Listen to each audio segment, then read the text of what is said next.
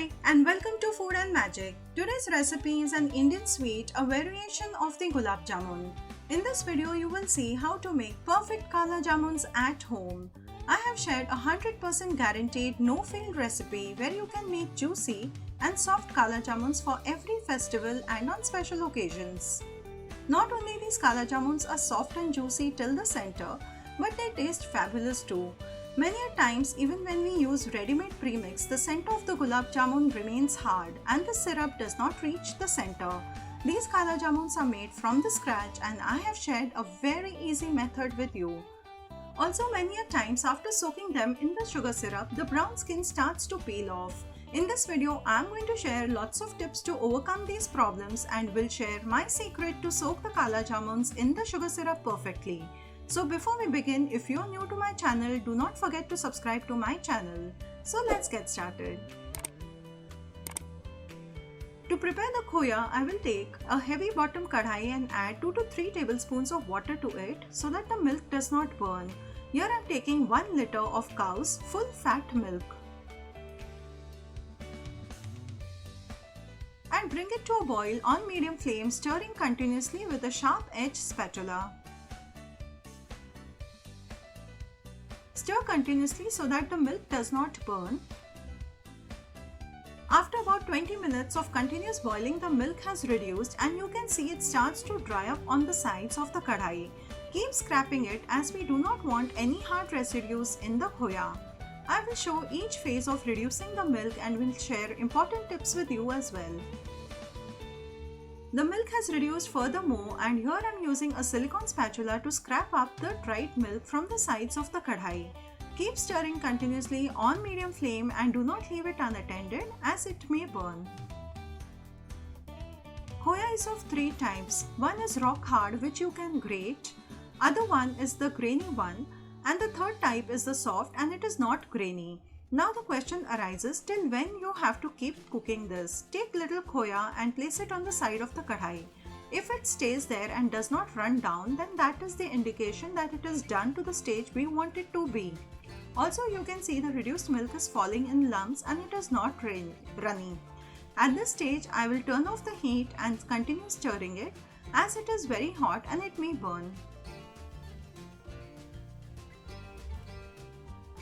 For a few minutes I will spread it in the kadhai and let it cool for a couple of minutes.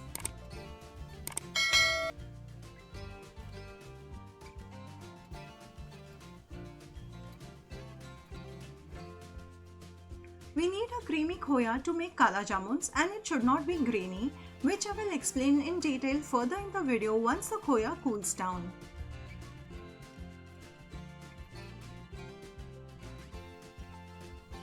Now I will transfer it to a plate and show you the consistency required. Scrape off from the sides completely. We need a creamy khoya. When we make gulab jamuns of a ready-made premix and make a dough, it is very soft and smooth. It is not grainy. Similarly, we want a smooth dough for the kalajamuns. Here you can see the khoya starts to thicken and it looks creamy. And it's become warm and now I can show you in a close-up.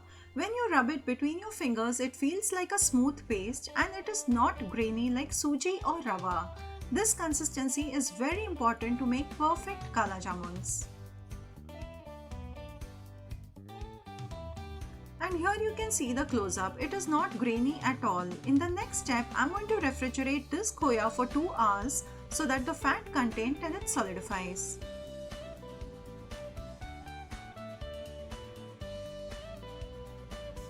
I will first prepare the sugar syrup before I take out the khoya from the refrigerator. Here I am taking 2 cups of sugar and with the same measuring cup I will take 2 cups of water. Stir and bring to a boil on medium flame. At this stage I will also add 2 pinches of saffron for a nice flavor and color. For the gulab jamuns or kala jamuns, we do not need a thick syrup. The sugar should melt and the syrup should feel sticky, which I will show you further in the video. This syrup has been boiling for 4 to 5 minutes and now I will check it if it has become sticky. It is still very watery and not yet become sticky. so I'll let it boil for another minute or so.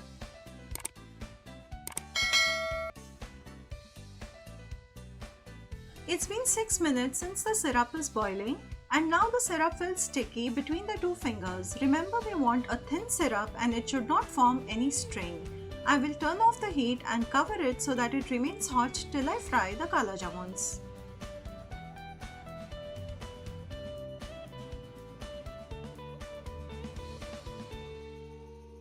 Before keeping it aside, I will add cardamom powder for a lovely flavor. Mix it well, cover it and set it aside.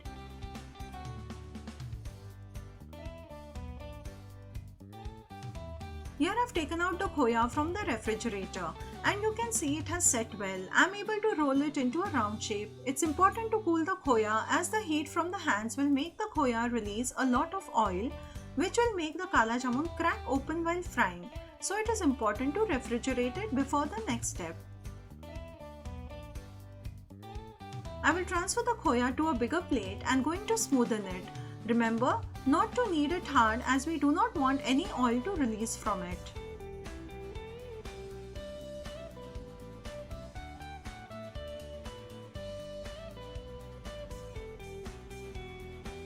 Now is an important tip. Here I am going to add 3 tablespoons of maida for binding the khoya. This quantity will vary with a tablespoon here and there depending upon how long you have cooled the khoya and how well you have cooked it. The final consistency is important, which I will show you further in the video.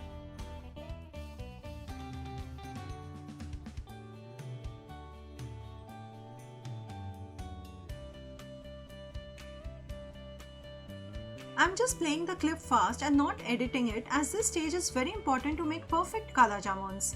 Here I have not added any water or milk in this dough at all.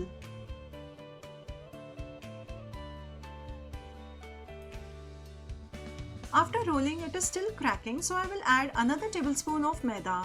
So in total, I have added 4 tablespoons of maida to the khoya and that's it. I'm not going to add any baking soda nor baking powder, and yet the kalajamuns will be very soft and fluffy.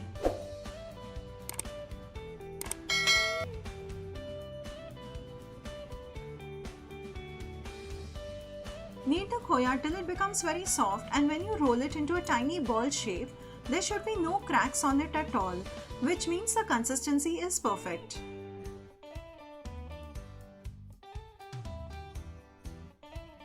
I'm going to divide the dough in 60 and 40%.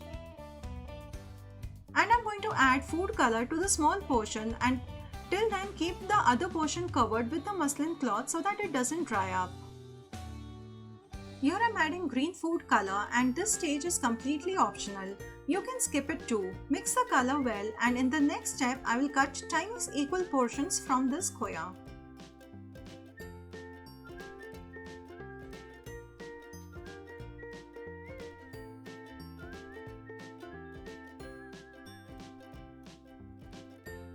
Here I've made 18 tiny portions, and similarly I will make 18 portions of the white khoya, which will be bigger in size.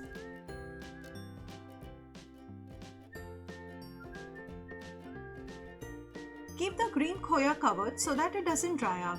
Here you can see the khoya is becoming oily, so we need to work fast. Do not oil your palms while doing this process.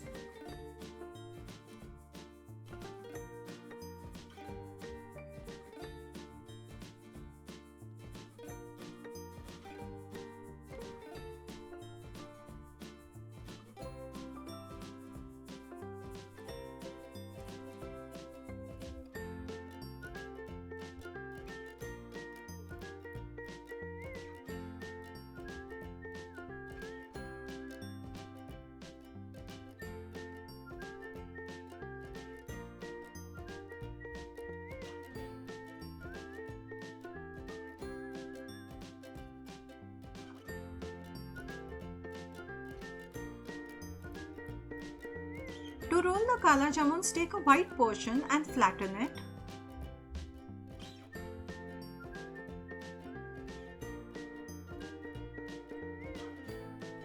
Place the green khoya in the center and seal it from all the sides.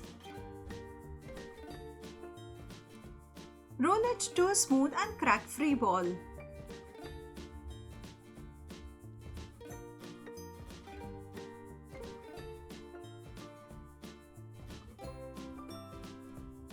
is done. Similarly, I will roll all the remaining portions.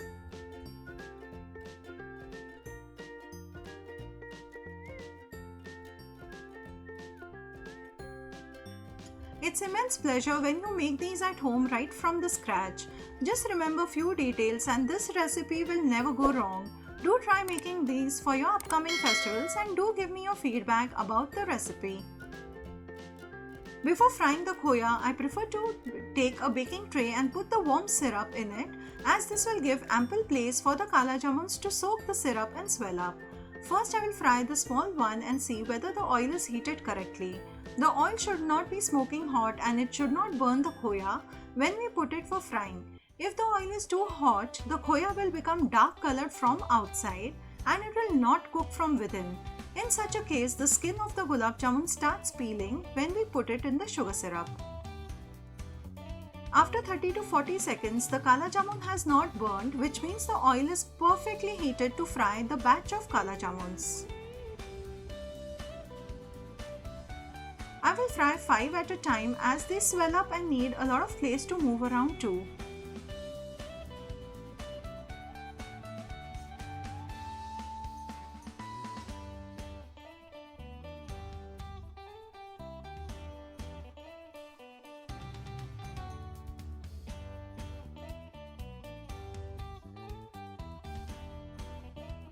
I will show all the phases of the kalajamun changing its color while frying.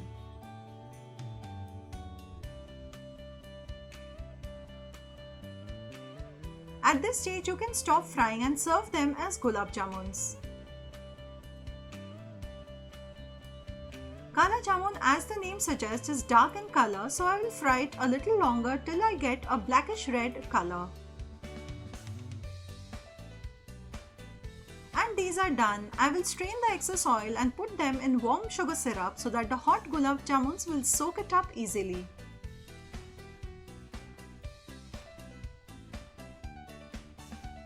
Here I fried a few more. Keep turning them so that the syrup coats well all around the kalajamuns and keep them covered till you fry the next batch.